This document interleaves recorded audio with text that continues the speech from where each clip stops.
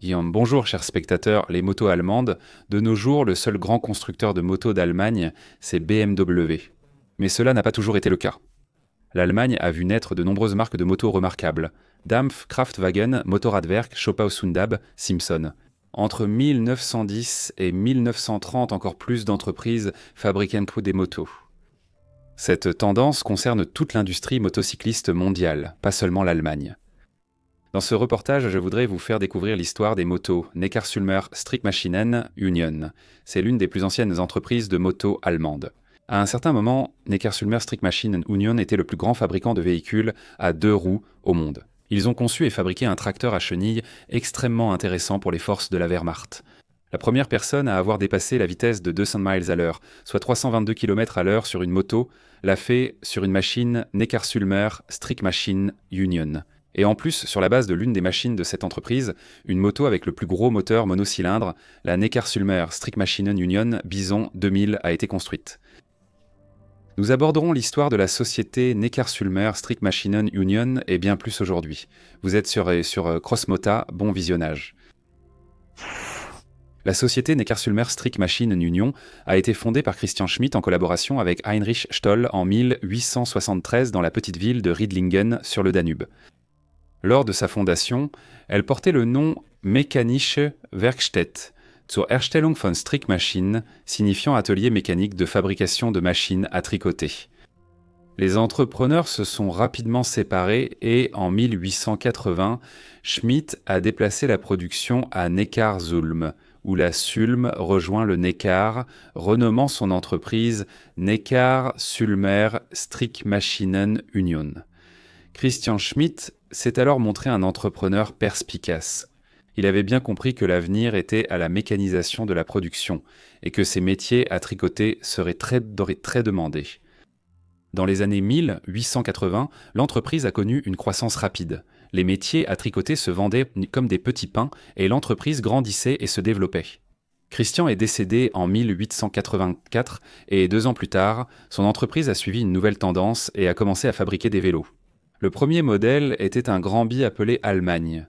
À cette époque, la conception et le concept du vélo subissaient des changements radicaux.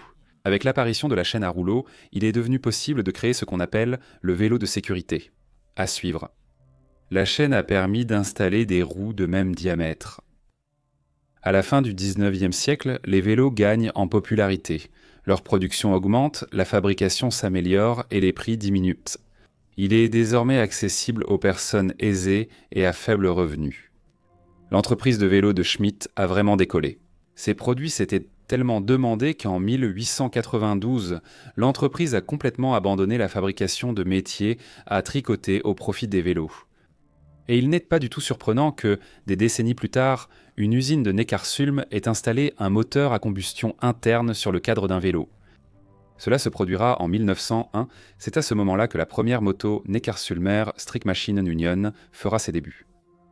Cet engin était équipé d'un moteur monocylindre 4 temps de la marque suisse Zedel, d'une cylindrée de 243 cm3 et d'une puissance de 1,75 cheval. Le cadre provenait d'un vélo, mais il a été légèrement modifié pour l'installation du moteur. Le moteur lui-même était installé très bas, sous le tube inférieur. La moto a été produite jusqu'en 1903. Au départ, les motos portaient le nom de Neckarsulm ou Neckarsulmer Motorrad.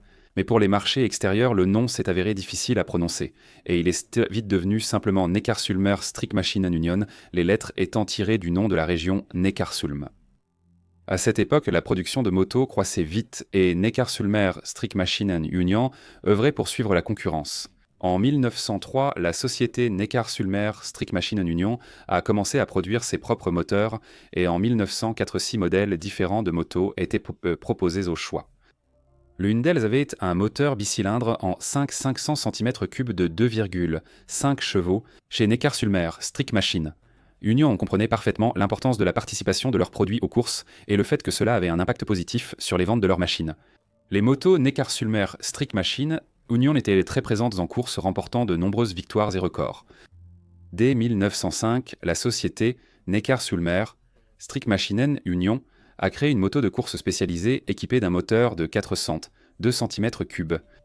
Le directeur britannique de la société Neckarsulmer Strict Machine Union, Martin Geiger, a pris la 5e place sur l'une de ses motos, lors du tout premier Tourist Trophy sur l'île de Man en 1907. J'ai un épisode détaillé sur l'histoire de cette course sur ma chaîne, je vous le recommande. Voici une suggestion. L'année suivante, en 1908, le pilote Neckarsulmer Strict Machinen Union du nom de Lisée a atteint une vitesse de 109 km/h lors d'une course aller-retour, ce qui a été déclaré comme un record du monde de vitesse à moto. À l'époque, les records du monde n'étaient pas officiellement enregistrés. En 1909, Lingenfelders, dans les environs de Los Angeles, a revendiqué un autre record en atteignant une vitesse de 124 km/h. Qu'est-ce qui a stimulé l'arrivée de la moto Neckarsulmer Strict Machine Union sur le marché américain, qui promettait d'importants revenus? Pendant 50 ans, l'établissement de records a marqué l'histoire de Neckarsulmer Strict Machine Union. Le point culminant a été la vitesse de 339 km/h atteinte par Wilhelm Hertz en août 1956 sur la surface du lac salé de Bonneville. Nous en parlerons plus en détail plus tard. Soustir. Neckarsulmer Strict Machine Union s'est également lancé dans le secteur des triporteurs motorisés.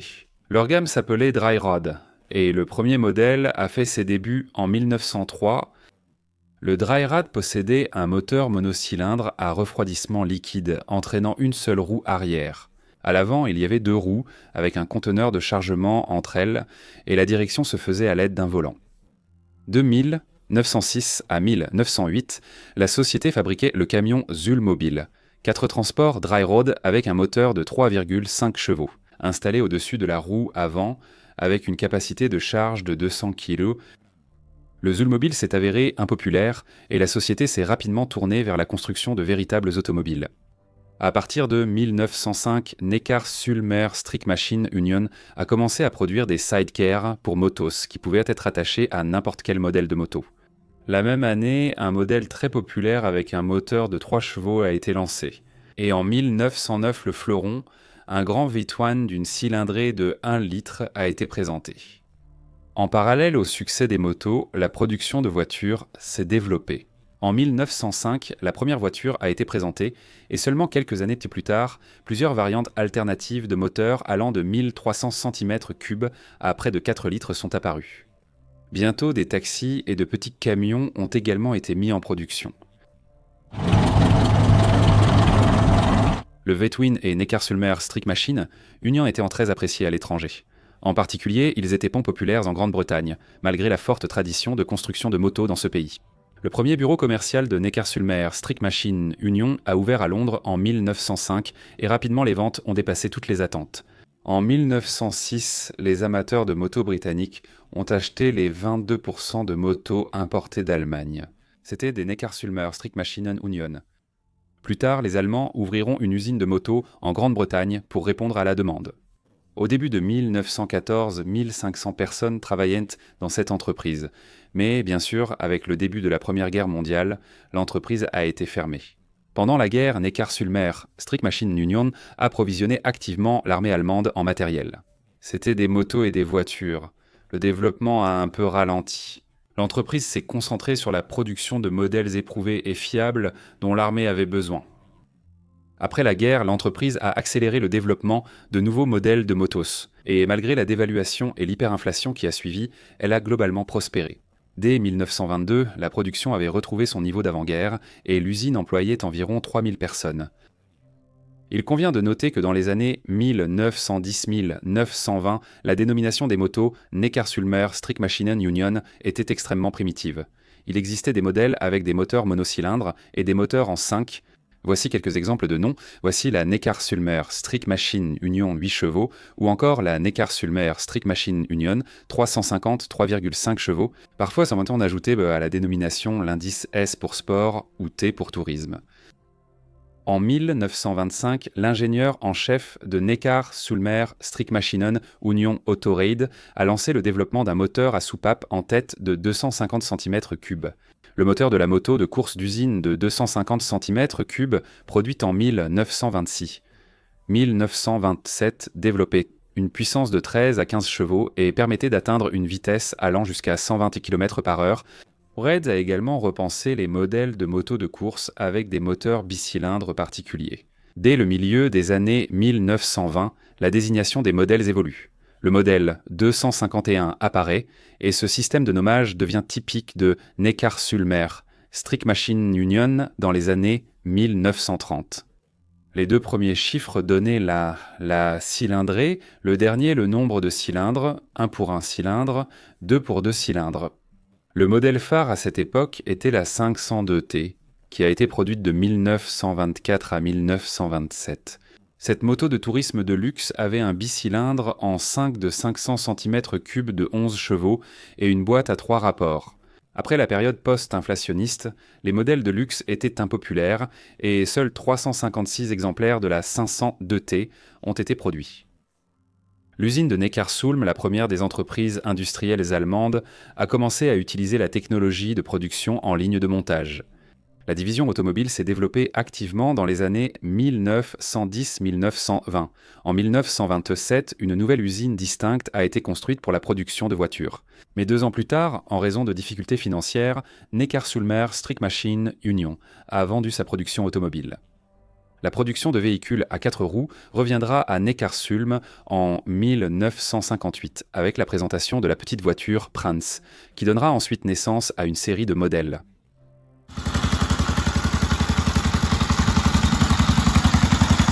Un événement extrêmement important a été le passage, en 1929, de l'ingénieur en chef et concepteur Walter William Moore de la société Norton à Neckarsulmer Strict Machine Union. Les motos de l'entreprise allemande ont vite adopté un style très britannique suscitant de vives controverses. Les conceptions de Moore pour Neckarsulmer Strict Machine Union étaient souvent vues comme un plagiat de la technologie Norton. Cependant, l'anglais a travaillé 10 ans dans l'entreprise allemande, jusqu'au début de la Seconde Guerre mondiale. Les motos affichaient un style anglais, cylindre vertical, arbre à cames à engrenage conique, boîte de vitesse anglaise sous licence avec changement au pied droit, forme du réservoir, etc. Le modèle 201T a été lancé en 1929, puis modernisé en 201 TS 2 ans après. Le moteur à soupape latérale de 199 cm3 développait 4,5 chevaux. La moto pouvait atteindre une vitesse de 65 km/h. À cette époque, il y avait aussi les modèles 301T et 501T à soupape latérale, ainsi que leur version TS. Le 601 était le modèle à soupape latérale le plus puissant.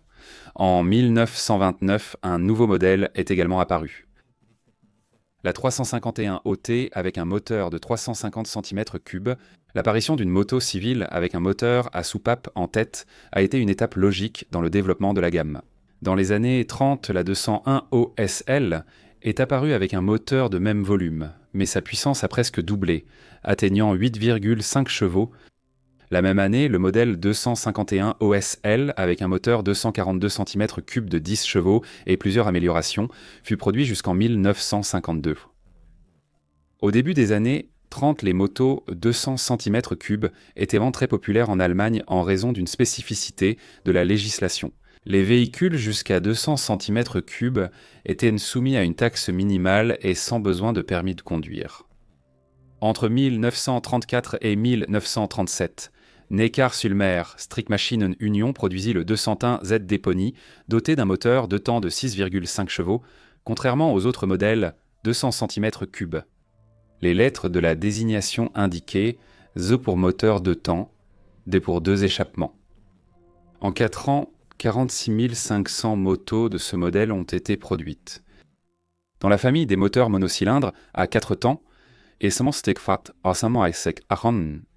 existait des modèles d'une cylindrée supérieure à 250 cm3, par exemple la 351 OSL, 346 cm3, 18 chèches, et la 501 OSL, 494 cm3, 22 chèches. Le modèle 501 OSL était très rapide, avec une vitesse maximale de 130 km/h. Elle était équipée selon des standards luxueux pour son époque et était considérée comme une option idéale pour l'installation d'un sidecar. Le modèle Neckarsulmer Strict Machine Union le plus grand et puissant des années 30 était la 601 OSL, produite jusqu'en 1939. C'était une moto luxueuse avec un moteur à soupape en tête d'une cylindrée de 562 cm3 et d'une puissance de 24 chevaux à 5000 tours par minute. L'abréviation OSL signifiait soupape en tête sportive de luxe. Le modèle 601 OSL fut adopté par la Wehrmacht britannique. La version militaire était équipée d'une seconde selle, de sacoches latérales et d'un système d'échappement peint en noir. Dans l'armée, la moto servait de véhicule pour les courriers et estafettes, ce qui était logique vu sa vitesse de pointe de 135 km/h, les motos Neckarsulmer Strickmaschinen. Union conçue par MURA, étaient reconnurent donc pour leur fiabilité, puissance mariant faible consommation et prix abordable. Cependant, toutes les conceptions de William n'étaient pas à 4 temps. Il y avait aussi quelques modèles de temps intéressants. Pendant la forte baisse des ventes durant la Grande Dépression, Neckarsulmer Strickmaschinen Union a développé un petit groupe motopropulseur qui pouvait être installé sur un vélo. Créé en 1931 sous le nom Moto-Zulm, c'était un moteur 2 temps de 63 cm3 avec un cheval. Le moteur d'un cheval écart était placé au-dessus de la roue avant qu'il entraînait. La machine atteignait 35 km/h, une vitesse largement suffisante pour ce type de conception. L'apparition de Moto-Zulm a été un excellent coup de marketing. Le cyclomoteur solide et bon marché, conçu pour une utilisation quotidienne, a séduit beaucoup de gens. D'autant que Neckarsulmer Strickmaschinen Union proposait des cadres de vélo pour hommes et femmes. Le deuxième moteur de temps, encore plus légendaire, a fait ses débuts à l'exposition de Berlin en 1936. Son nom est Neckarsulmer Strickmaschinen Union. Le Quick était équipé d'un moteur monocylindre 2 temps de 98 cm3 refroidi par air, d'une transmission à pédale, d'une boîte de vitesse à 2 rapports avec changement au guidon et à l'origine d'un frein à pédale. À l'époque, l'innovation de la Neckarsulmer Strickmaschinen Union Quick était sa production en version féminine et masculine. C'était la moto la moins chère du monde, et grâce à une forte demande, elle a fait de la société Neckarsulmer Strickmaschinen Union le plus grand fabricant de motos au monde. Aux côtés de Dampfkraftwagen, la Quick fut produite de 1936 à 1953. Au total, 235 500 exemplaires ont été produits durant cette période, avec quelques modifications de conception. Le troisième modèle de temps fut la Pony, lancée en 1937. C'était une moto légère avec un moteur 100 cm3 de 3 chevaux et une boîte à 3 vitesses. Après une interruption durant la Seconde Guerre mondiale, la Pony fut produite jusqu'en 1953. Cette machine était très populaire et environ 250 000 motos légères ont été produites durant toute la période de fabrication.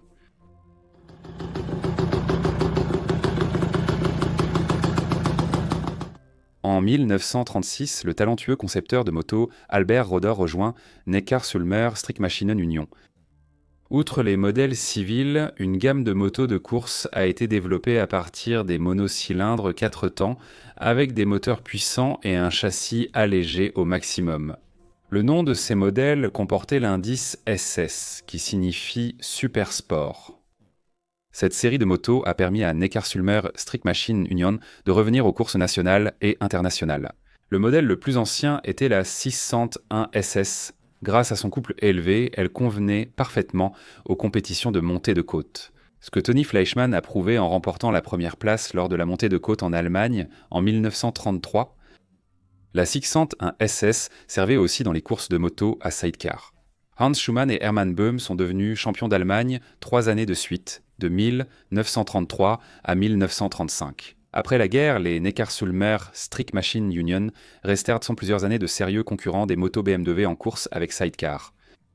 Les 501 SS, 351 SS et 251 SS se sont aussi illustrés pendant les courses. Dès 1937, les motos de course 350 et 500 cm3 utilisaient un système à double arbre à cam. Le point culminant du développement des motos sportives d'avant-guerre fut cette Neckarsulmer Strickmaschinen Union de 350 cm3 avec compresseur, 2 cylindres en ligne et 2 arbres à cams en tête.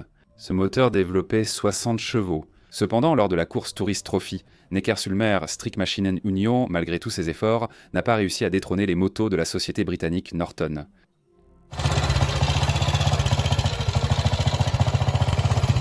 Et nous voilà arrivés à la période de la Seconde Guerre mondiale. Il a fallu oublier les courses. Et le principal, le seul consommateur des produits Neckarsulmer Strickmaschinen Union est devenu la Wehrmacht. En plus des motos, l'entreprise fournissait des vélos et fabriquait également des pièces aéronautiques. Plusieurs modèles d'avant-guerre ont été réquisitionnés par l'armée et Neckarsulmer Strickmaschinen Union a poursuivi la production de matériel pour les forces armées. En particulier, la 251 OSL, cette moto fiable, était appréciée des officiers de liaison. Les opérateurs radio et les messagers utilisaient également les 501 et 601 OSL comme mentionné précédemment. On voyait aussi des Neckarsulmer Strickmaschinen Union avec sidecar armés d'une mitrailleuse. Dès 1943, faute de matières premières, surtout d'aluminium réservé à l'aéronautique, Neckarsulmer Strickmaschinen Union a fabriqué les pièces moteurs en fonte. Le modèle le plus inhabituel que Neckarsulmer Strickmaschinen Union ait créé pour la Wehrmacht était le tracteur à chenilles appelé Kettenkrad. Nous allons maintenant nous concentrer sur celui-ci. En 1940, Neckarsulmer Flugzeugwerke AG a reçu du ministère de l'Armement et des Forces terrestres la commande de développer un véhicule léger. Le tracteur motorisé visait à améliorer la mobilité de l'infanterie, à mener des reconnaissances et à tracter l'artillerie légère et d'autres charges militaires. Suite à cette commande, le Neckarsulmer Strickmaschinen Union Kettenkrad HK 101 est apparu la même année, en 1940. Fait notable, l'un des principaux concepteurs de cette machine était Heinrich Ernst Knipkamp, futur créateur du train de roulement des chars Tigre et Panthère. Le concept de la moto semi-chenillée a été développé et breveté par lui dès l'été 1939. Cette moto semi-tracteur était équipée d'un moteur provenant de la voiture Opel Olympia, un 4 cylindres en ligne de 1,5 litres, développant 36 chevaux, couplé à une boîte de vitesse à 3 rapports. Sur terrain difficile, la moto chenillée circulait dans la boue et sur des marécages grâce à sa faible pression au sol. La masse était de 1235 kg. Il pouvait transporter une charge de 325 kg et remorquer des remorques pesant jusqu'à 450 kg. Outre le conducteur, il transportait 2 personnes. Le véhicule tournait surtout grâce au différentiel actif de Kletrock, avec des freins croisés reliés à la fourche de la roue avant. La roue elle-même, de type motocyclette, servait plutôt de repère visuel auxiliaire pour indiquer la direction du mouvement. Sa fiabilité et sa capacité de franchissement ont permis au Kettenkrad de rapidement s'imposer dans toutes les unités terrestres de la Wehrmacht. Mais cette conception avait aussi des inconvénients. L'équipage était exposé, la voie poupée était étroite et le Kettenkrad se renversait facilement sur les pentes ou lors de virages rapides. Et dans une telle situation, le conducteur avait pratiquement aucune chance de quitter le véhicule. Après la Seconde Guerre mondiale, pour économiser le carburant, les avions ne pouvaient plus rejoindre seuls la piste de décollage. C'est devenu le travail des Kettenkrad de les tirer jusque-là, et ils travaillaient souvent avec une surcharge importante. Neckarsulmer Strickmaschinen Union a produit 7593 de ces motos chenillées pendant la guerre, et la société Steyr en a fabriqué 1330 de plus. Également en 1943, Neckarsulmer Strickmaschinen Union a développé, comme évolution ultérieure, la moto semi-chenillée lourde HK 102 avec un moteur plus puissant et 5 sièges. Cependant, il n'a pas été adopté par la Wehrmacht et est resté un prototype. Après la chute de l'Allemagne nazie en mai 1945, les dernières Kettenkrad opérationnelles ont servi dans des secteurs civils, surtout l'agriculture. Après la fin de la guerre, environ 550 autres Kettenkrad ont été produits à partir des pièces restantes par les entreprises Neckarsulmer Strickmaschinen Union et Steyr en tant qu'équipement agricole. Leur production ne s'est définitivement arrêtée qu'en 1949. Dans la seconde moitié des années 1940, la société française Babioli a converti plusieurs Kettenkrad, capturés en tracteurs ordinaires. Le poste de conduite était déplacé vers l'arrière et la roue avant était démontée. 2 semaines avant la capitulation, l'usine de Neckarsulm a été bombardée et partiellement endommagée. Mais comme vous l'avez déjà compris, elle n'a pas été rayée de la carte. On y finissait les Kettenkrad. Les troupes alliées utilisaient chèrement l'usine comme atelier de réparation et dès la fin de 1946, la production de vélos et de motos légères à 2 temps des modèles d'avant-guerre Quick et Pony a repris ici. Après la guerre, la population allemande avait peu de moyens. Alors Neckarsulmer Strickmaschinen Union a choisi de produire des véhicules simples, économiques et de petite cylindrée. Albert Roder devient ingénieur en chef en 1947. Sous sa direction, Neckarsulmer Strict Machine Union augmente vite sa production. La première création de l'entreprise après la guerre fut un modèle de moto légère appelé Fox. Mis en production en 1949, il existait en 2 versions. Moteur de temps, 125 cm3 ou 4 temps, 100 cm3. Cette machine était très prisée sur le marché ouest-allemand d'après-guerre. Rapidement, des modèles sportifs ont suivi. Fin 1949, un contrat a été signé avec le groupe italien Innocenti pour produire le scooter Lambretta sous licence. Au début, il s'agissait d'assembler des véhicules à partir de pièces détachées italiennes importées, mais en 1951, ils ont commencé à les produire entièrement en Allemagne. Entre 1950 et 1956, avant que la société Neckarsulmer Strict Machine Union ne crée son propre scooter Prima, 117 000 exemplaires du Neckarsulmer Strict Machine Union Lambretta, italien FSL, ont été produits. Le pic de production de Neckarsulmer Strict Machine Union entre les 2 guerres fut en 1938 avec 62 619 motos fabriquées. Ce chiffre a été dépassé en 1950. En 1951, le modèle Consul, avec un moteur de 350 cm3, est apparu et la production du Quick de 100 cm3 a repris. Selon d'autres sources, les modèles Quick et Pony étaient assemblés depuis 1947 en raison de la question des pièces détachées. La technologie reposait toujours sur des avancées d'avant-guerre. Parmi les nouveautés, il convient de noter l'apparition sur le Consul d'une fourche télescopique pour la roue avant. 1 an plus tard, la 2e génération du Consul et sa version de 500 cm3 sont apparues. L'arrivée de la moto Eduard Neckarsulmer Strict Machine Union Max en 1953 a créé la sensation. L'unicité de cette machine résidait dans un système de commande de l'arbre à cam en tête très sophistiqué. Au lieu d'un arbre vertical traditionnel avec un engrenage conique, le moteur de 250 cm3 du Max était équipé d'une commande à 2 bielles. Voici à quoi ressemble ce mécanisme en fonctionnement. Le concept rappelait les bielles des roues motrices d'une locomotive à vapeur. Chez Neckarsulmer Strict Machine Union, on a choisi cette voie afin d'éviter les problèmes de réglage en cours d'utilisation et l'usure des engrenages coniques d'entraînement. Max avait également un cadre monocoque innovant en acier embouti et un bras oscillant avec un mono-amortisseur. Albert Roder était une figure clé impliquée dans la création de cette nouveauté. Grâce à ses décisions avisées et à une gamme de machines prisées, la direction de Neckarsulmer Strict Machine Union a fait de l'entreprise, en 1953, le premier fabricant mondial de motos. Cette année-là, 350 000 unités ont été produites. La même année, un autre best-seller de l'entreprise est lancé. Le cyclomoteur Neckarsulmer Strict Machine Union, Quickly 50 cm3 devenu le plus populaire de son temps. De 1953 à 1966, plus d'1 million d'exemplaires ont été produits, dont 60% ont été exportés.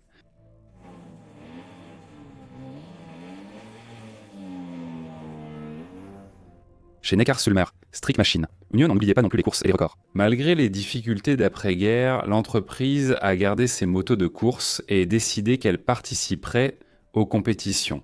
Jusqu'ici, seuls des événements locaux avaient eu lieu en Allemagne de l'Ouest. Après la Seconde Guerre mondiale, les Allemands étaient exclus des compétitions internationales.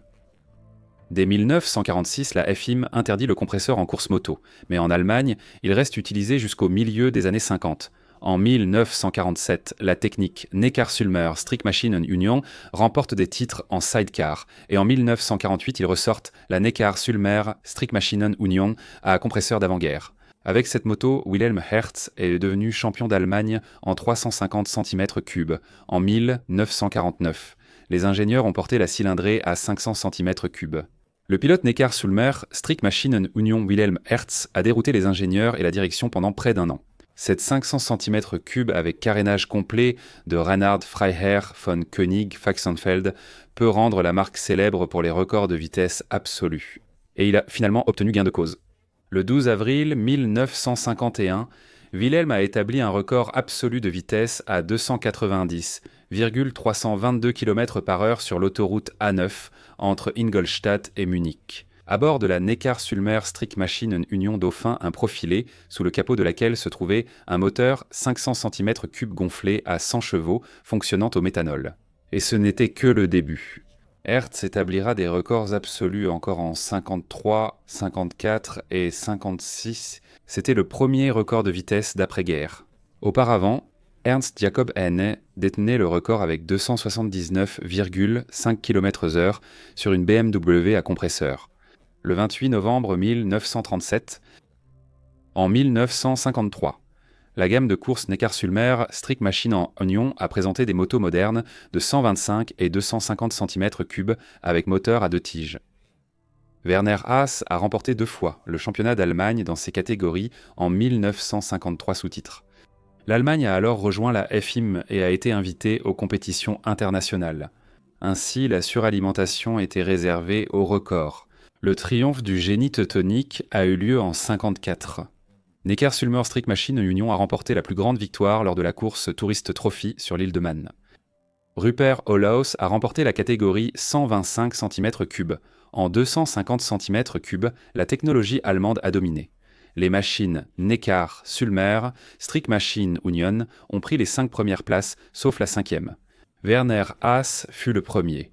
Cette même année, il remporta le championnat du monde de cette catégorie, tandis que Rupert Olaus s'imposa en 125 cm3. La plus haute performance dans la catégorie 350 cm3 a valu à Hermann Paul Müller le titre de champion d'Allemagne. En 1955, Müller fut le premier pilote privé à gagner le championnat du monde 250 cm3 sur une Neckar-Sulmer Strict Machine Union Sport Max.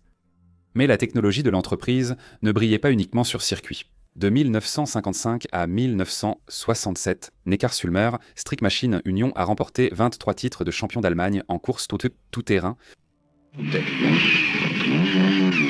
En 1951, Neckar-Sulmer Strict Machine Union a tenté de créer une moto de sport à 4 cylindres en collaboration avec Gilera, mais le moteur, jugé peu fiable, est resté à l'état de prototype. En 1955, après avoir connu le succès, Neckar-Sulmer Strict Machine Union s'est retiré du Grand Prix. À la charnière des années 40 et 50, le concepteur de moto et également pilote Gustav Adolf Baum a rejoint Neckar-Sulmer Strict Machine Union. Il a aussi proposé des motos de record profilées, un concept supérieur à ceux de Fachsenfeld. Comme le pilote était allongé sur le dos dans le bolide, la hauteur de la moto n'était que de 70 à 75 cm. En 1952, Neckar-Sulmer Strict Machine Union a signé un contrat avec Gustav et construit les bolides Baum 1 et 2 dotés de moteurs de 50 et 100 cm3. Un peu plus tard, le Baum 3 de 125 cm3 et le Baum 4 de 250 cm3 sont apparus. Au final, cette technique détient 11 records de vitesse. Le modèle de 50 cm3 a atteint une vitesse de 196 km/h. Celui de 100 cm3 détient le record de 222 km/h. Le 125 cm3 a atteint 242 km/h et le Baum 4 de 250 cm3 a atteint 320 km/h. Son coefficient de résistance aérodynamique était si faible qu'un moteur de 44 chevaux suffisait pour atteindre ses performances. Neckar-Sulmer Strict Machine Union Dauphin 3 qui était également entièrement profilé et équipé d'un moteur de 110 chevaux. Et nous arrivons maintenant au record le plus célèbre de Neckar-Sulmer Strict Machine Union, 1956. Une équipe de pilotes, de mécaniciens, de techniciens et d'ingénieurs part pour l'Utah, aux États-Unis, dans la Mecque de la vitesse, Bonneville. Lors des courses de record, les machines Baum et Dauphin 3 ont participé. Le troisième Dauphin était optimisé au maximum. L'aérodynamique a été optimisée à l'université de Stuttgart et la puissance du 500 suralimenté atteignait 110 chevaux.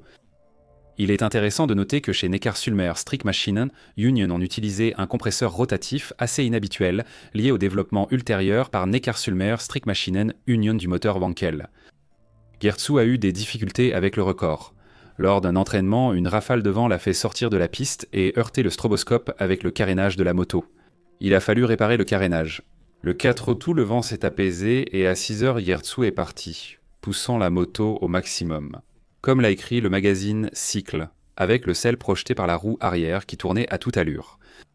Il a atteint 338,992 km/h, établissant un nouveau record. D'ailleurs, le Neckarsulmer Strict Machine Union Dauphin 3 est devenu la première moto de l'histoire à dépasser la barre des 200 miles à l'heure. Ce record est resté invaincu jusqu'en 1962. Le nouveau BOM 5 prévu devait atteindre une vitesse maximale d'environ 366 km/h. Mais après 1956, Neckarsulmer Strict Machine Union a également mis fin au programme de tentative de record. Les finances qui étaient consacrées prendre aux courses et aux records étaient nécessaires pour la production de matériel civil. Ainsi, en 1957, la société laissait revenu à la production automobile. Cette année-là, le modèle Neckarsulmer Strict Machine Union Prince débute avec un moteur 600 cm3 de 20 chevaux. De nouveaux modèles de motos civiles apparaissent. En 1954, la Max Special est lancée, suivie en 1955 par la Sport, la Max 250 Racer et la Superlux. L'entreprise s'intéresse alors de plus en plus à l'automobile.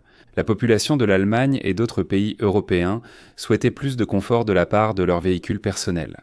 Une petite voiture était une excellente solution et déjà de nombreux habitants pouvaient s'offrir un véhicule à 4 roues.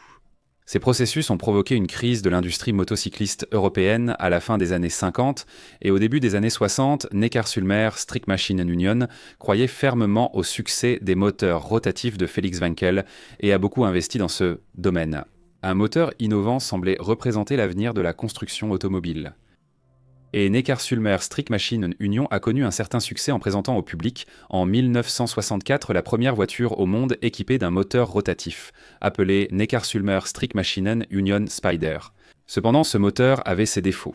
Neckarsulmer Strict Machine Union rencontrait des problèmes de joints d'étanchéité du rotor, jamais résolus, donnant à la voiture une réputation de manque de fiabilité. Qui voulait d'une voiture nécessitant d'ouvrir le moteur après seulement 20 d'un 1000 km. Ces événements ont terni la réputation déjà déclinante de l'entreprise. La production de motos s'est poursuivie jusqu'en 1968. La dernière moto de série de Neckarsulmer Strict Machine Union fut la Quick 50 lancée en 1962. En 1969, Neckarsulmer Strict Machine Union en faillite a été racheté par Volkswagen Werk AG. Volkswagen a fusionné Auto Union et Neckarsulmer Strict Machine Union, créant ainsi l'identité définitive d'Audi. C'est ainsi que s'est terminée l'histoire du légendaire constructeur allemand de motos. C'est sur ce point que mon récit touche à sa fin. Je vous remercie de votre attention. Si vous avez apprécié ce contenu, n'hésitez pas à vous abonner à la chaîne si ce n'est pas déjà fait, mettez un like et laissez un commentaire. Cela aide YouTube à comprendre que le sujet intéresse le public. Partagez également cette vidéo avec vos connaissances. C'était Crossmota avec vous, à bientôt.